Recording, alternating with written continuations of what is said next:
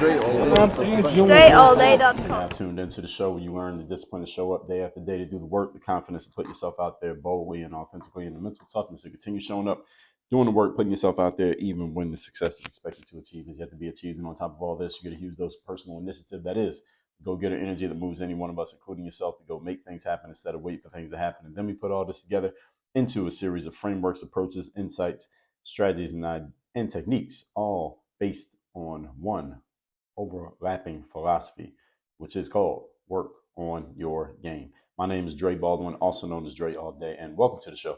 And today's topic is, we are talking let me make sure this is part 4. Yes, part 4 of 7 of the 21 common entrepreneurial mistakes we've been laying out here in this series. So before we get started, I remind everybody I send out a text every day, guaranteed to have you focused, sharp, and on point, called the Daily Motivation. Send out one every week called Monday Motivation. Get in my text community by texting me on number 305-384-6894. As soon as we get that thing working again, then I'll be getting back to everybody. I have a lot of text to catch up on. As of this recording, is not working, but by the time this comes out, maybe it will be. I've said that before, but hey, we don't control everything. We control most things, but not everything. So that's a tongue-in-cheek thing. But when it's working, we will be back. So you can still keep that number, still text me. We still will have that up and running again, hopefully sooner rather than later. Secondly, Work on Your Game University. That's the place where I do all my coaching. That's the only place to work with me directly. They have a 4-part framework based on mindset, strategy, systems, and accountability. If you like to work with me directly, if you listen to the show, I think you got a pretty good feel for who I am, what I'm about, and how I operate. Go to workonyourgameuniversity.com. You can get all the information about what we do there, how it works, why you'll want to be involved, what you can expect to get, and you can schedule a time to get on the call with us. The only way you can join the university is by getting on the call with us. And that is at, again, workonyourgameuniversity.com. That out the way, let's get right into this, where we are talking again 21 common entrepreneurial mistakes. You've already heard the intro in the first 3 parts of this series. We are picking up on part 4, so we are picking up at point number 10, common entrepreneurial mistakes. Number 10 is lack of structure and systems. So if you're listening to what I just said there in the brief advertorial, I guess, for Work on Your Game University, our 4-part framework is based on mindset, strategy, systems, and accountability. So this system part and strategy usually leads to a pretty good structure. When you have a clear game plan, a clear roadmap, then you have a structure which you can follow. The challenge for a lot of people is that they don't have a structure, they don't have a roadmap, and they don't have a system that helps you execute on that roadmap on a consistent basis. This is what leads to a lot of inconsistency from a lot of entrepreneurs. They're inconsistent in their efforts, inconsistent in their outputs, inconsistent in their thinking, simply because they have no mechanisms in place that would create said consistency. It's not that you as a person is inconsistent. Every person is inconsistent when they have no structure to help harness their thinking and harness their energy. So anyone has the same capabilities of being both consistent and inconsistent given the parameters that you have around you. So the same things the same way every time is something I talked about in episode 2013. And this is what we expect from businesses and people who we choose to do business with. You do business with a company or a person, you expect them to be consistent in their dealings with you. Like, you want to know what you're going to get from them, and they want to know what they're going to get from you.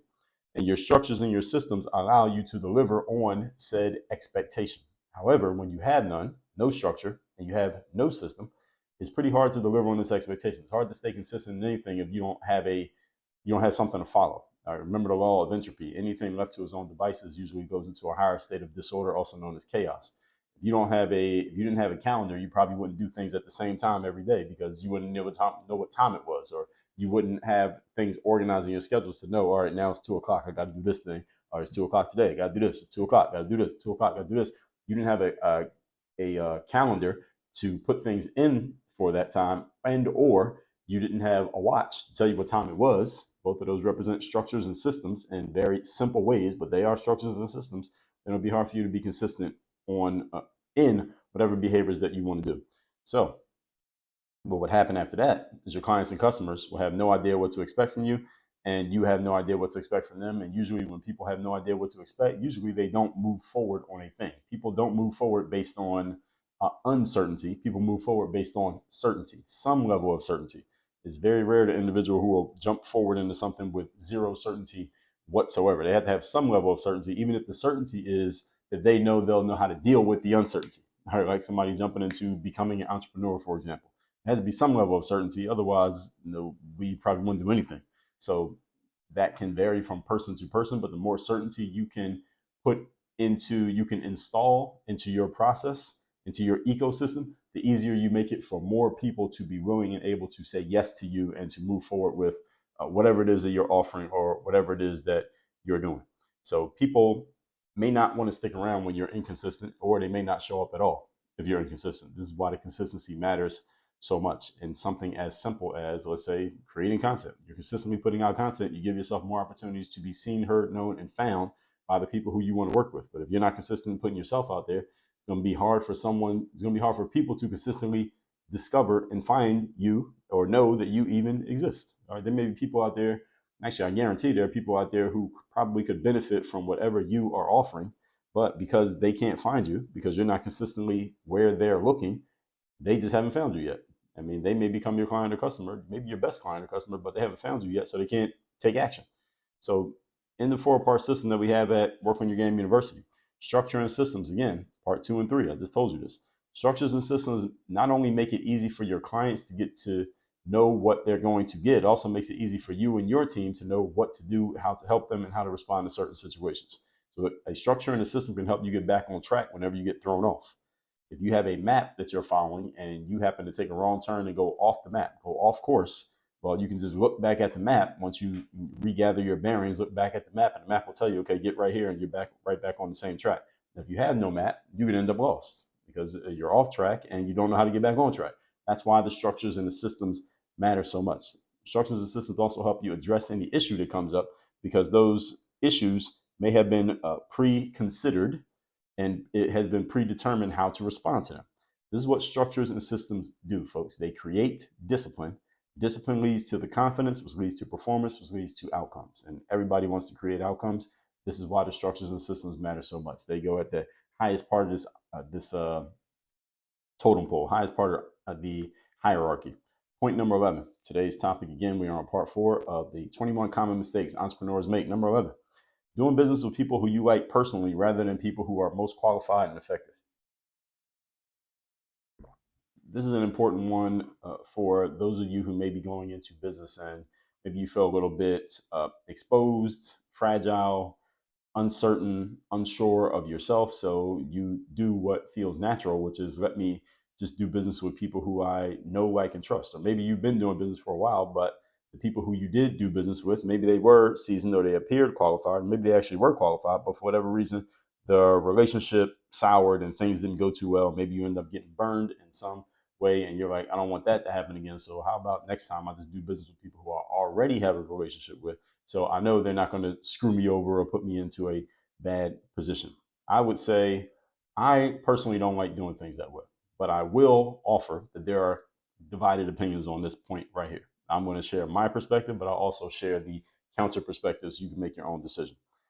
One thing that is clear is that making a mistake here will cost you a lot. That's what I'll tell you up front, no matter which way you go. So if you decide, what we're juxtaposing here is doing business with people who you know, like, and trust because you know, like, and trust them, whether they are qualified or not, versus doing business with people who maybe you don't know them, you are just now getting to trust them, and hopefully you like them on some level, which is why you're even considering doing business with them, but you don't have a prior relationship with them, but you want to do business with them because they have the skill and the qualifications to actually get done what you want to get done. So the question is, which way do you go? Personally, I prefer going with the more qualified, skilled person, even if I have no prior relationship with that person. I personally don't like doing too much business with people just because I know you. Now, if I happen to know you and you happen to be good, then it's all good. I will love to do business with that type of person. But a person who I know you, but you haven't shown me any type of qualification to help me with problem X, I don't want to do business with you. Let's maintain our personal relationship, because if we get into a business relationship and you end up being trash, then that may hurt our personal relationship. Maybe you'll be hurt because I'm going to say some things to you, or maybe I'll be bothered because why did I bring this person in? I like you personally, but you proved to be a bum in business. We shouldn't have been doing business together in the first place. So again, there are divided opinions on this. And I'll share a little bit more as we go more into this point. There are people who I know who swear by the concept of doing business with people who they already know, like, and trust. For example, any of you who works in or runs a family business. Maybe you have your kids in your business. Maybe you own a business that was passed down to you by a parent. Maybe you are doing business with a sibling or a cousin. You can think of families like, I believe it was the Rothschilds, who They had the father, the patriarch of the family, had a bunch of sons, and he sent the sons to all different parts of the world, and they all built up banks and lended money and just built the strength of their family, all doing a family business. I believe it was the Rothschilds. I'm getting the family correct, but that's one way of doing it. I did an episode on Andrew Tate not so long ago. Andrew Tate famously does business with his brother. Let me see the episode on Andrew Tate. Any of you who wants to hear it, that was episode 2699. He is in business with his brother named Tristan, and he talks all the time about, hey, doing business with somebody like a family member, because you know that you can trust them. You know they're not going to cross you.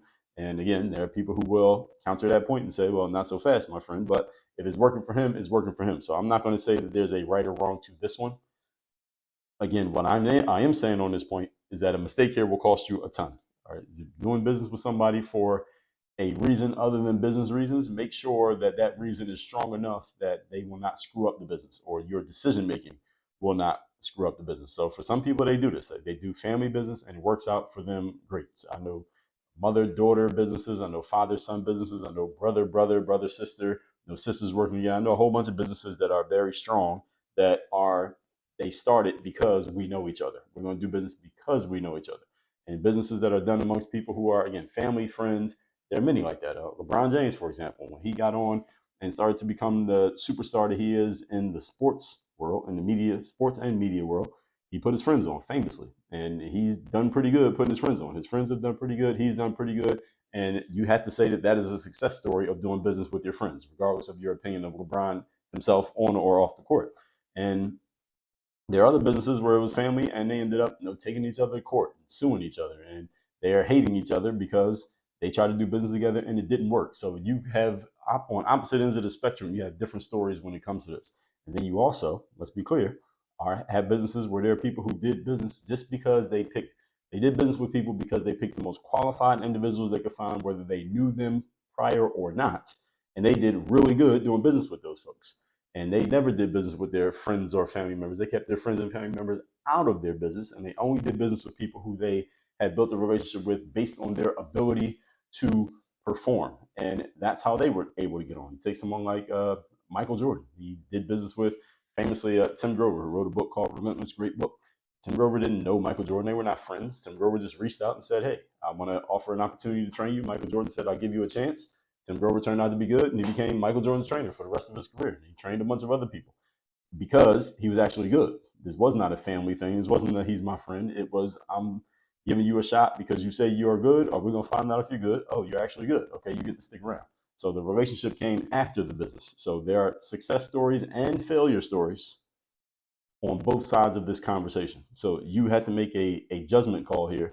And I would suggest you have some clear parameters as to how you're going to measure the outcomes of whatever decision that you make, whatever option you take, because the decision doesn't have to be final. You can always fire somebody or undo business. Speaking of such, anytime you're going to go into business with someone, make sure you have an exit plan just in case they go lame, just in case they start screwing up, or just in case something doesn't go the way you thought it was going to go. So there are other people who I know who have tried to give opportunities and do business with people who they know, again, such as family, and didn't do great, blew up in their faces.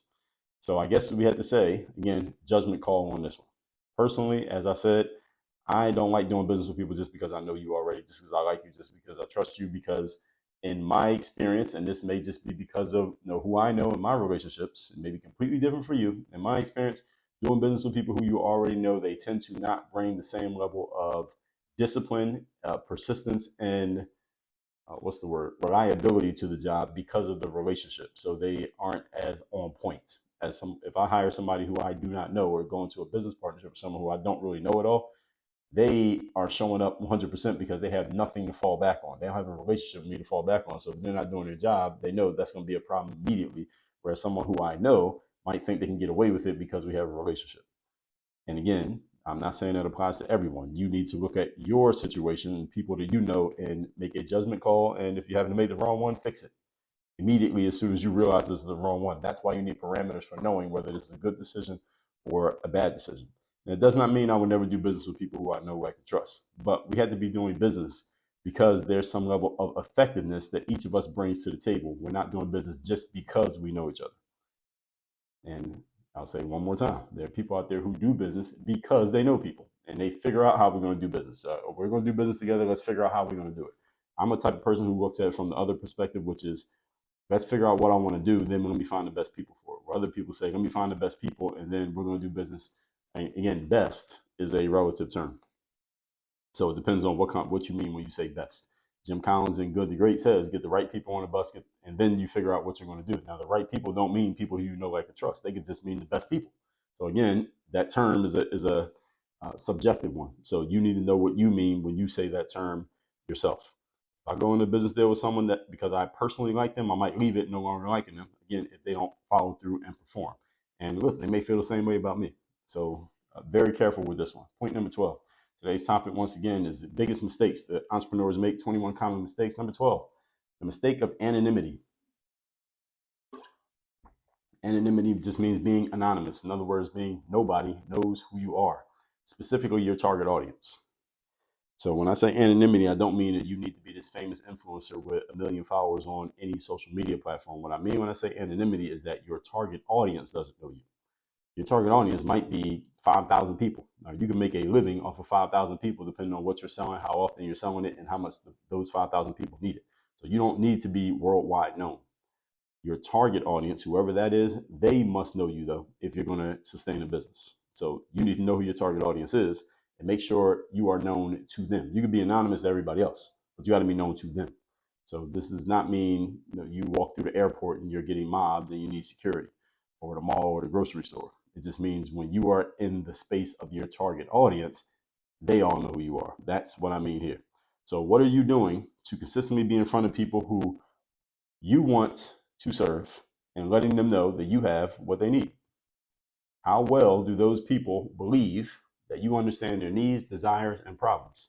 Now, how do you know how somebody believes that? Well, you'll know that they believe it because you actually know their needs, desires, and problems because you're actually communicating with them regularly, which means you know exactly what they need because they're telling you. So all you're going to do is reflect back to them the actual needs, desires, and problems that they are expressing to you, but that can only happen if they know you because they can't communicate with you if you have not made yourself known to them. So when you do the work, the market research actually get to know your target audience and what's actually going on in their heads, the conversation going on in their minds. You can communicate that back to them. They'll be like, oh, this person gets me, and they will come deeper into your world. They'll take steps closer to you. They'll continually take steps to get closer to you and what it is that you're doing. Have you made it clear that you can solve their problems? If you know what your target audience's problems are, have you made it clear that you can solve them? Or do they know that you can solve them now? Maybe you think you've made it clear in your own head, but have you made it clear to them? Have they heard you say it? Now, they need to know that you can solve their problems. And are you staying in front of them often enough that they can get familiar with you and then come to the decision to take action? Because not everybody's going to take action the first time they hear your message. So if you're putting out content, you may put out a great piece of content, but the people in your target audience may not be ready to take action on whatever it is you want them to do that moment. Maybe you have a course for sale and somebody sees your content that is pitching that course, but they're not ready to buy the course right now because maybe they just started a different course, or maybe they don't have the money right now, or maybe they got family stuff going on and they can't pay attention to a course, or maybe they didn't even see your content because you posted it on your Facebook page and Facebook didn't even show your post to them because you didn't boost the post. So there are many reasons why someone may not be ready to move at the moment that you would like them to move. That's why you got to be consistently in front of your target audience with whatever messages you are giving, so that when they are ready and you have the right message, then it hits. So it has to be both. You can't control them being ready, but you can control you having the right message. That's why your messaging needs to be on point. And you can manufacture and kind of help them along to be ready by offering things like urgency, or offering specials, or offering, hey, it's my birthday, so I'm offering this for the next 3 days, or hey, it's Christmas, so you got this opportunity right here, or hey, my dog just had puppies, so you got 10 days to get this special before it goes away. You can manufacture the urgency, but you also have to get in front of people enough that when they're ready, or you help them get ready, you also have the right message at the same time. So this is not a one-time thing. This is an ongoing thing when it comes to marketing. This is all part of your marketing process. And again, marketing is not something that you do. It is part of the very existence of your business. You don't like do your 2 marketing things for the day. It's marketing all the time. Every time you are sharing or creating anything that's going to go in front of your audience, you're marketing. All right, for better or for worse. So if you're not doing this on a continuous, ongoing basis, you're not doing it the right way. That said, recapping today's class, which is that was point number 10. Recapping today's class is part 4 of 7. The 21 common entrepreneurial mistakes. Number 10, lack of structure and systems. These help create the discipline, which create the consistency, the confidence, the performance, and the results. Number 11, doing business with people you like personally rather than the most qualified and effective. Again, there is a qualified counterpoint to this, that there are people out there who do business with friends and family and it goes well for them. So don't take that one as etched in stone. All the other points in the series are etched in stone. That one's not. Everything else is. Number 12, anonymity. That means the people in your target audience don't know that you exist. They're not aware of you. This is death to your business, because you can't do business with people who don't even know that you exist. You have to be in front of them. They have to know that you're there. And you got to be consistently sharing messages that let them know that you know their problems and that you can help solve them, and that you have something that they can do to get that solution, whatever that is. You're not doing this, you're hurting your business. With that said, tomorrow we're going to go on to part 5 of this series. And workonyourgameuniversity.com.